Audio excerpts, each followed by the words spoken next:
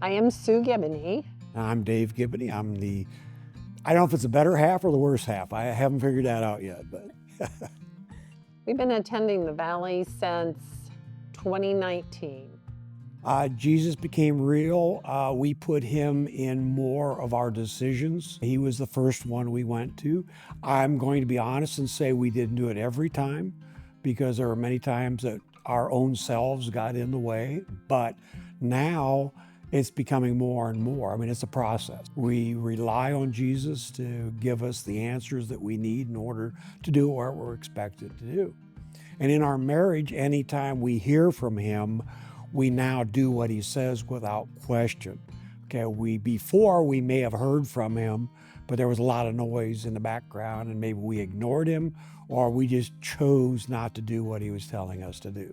So now we do what he says, and it's made our marriage very fruitful. It's made it very enjoyable. I mean, it always was, but it's more now. And we make him a part of everything. You know, we start our morning with Bible study for several hours. And first thing in the morning, we get up, get something to drink, and as we're, going through that drink, whether it's coffee or whatever, we're studying the Bible. When we went through marriage counseling, the one thing that he sat us down and said, I think some people get confused about when you get married and the compromise that has to happen. It's not always going to be 50-50. It's sometimes going to be 90-10 or 80-20 or 70-30. And I remember him saying this, you have to know what is a battle and what is a war and what is at worth to you.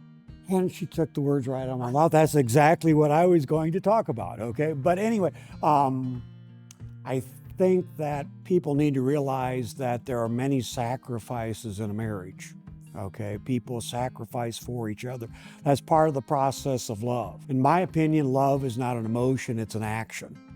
You choose to be loving for this other person.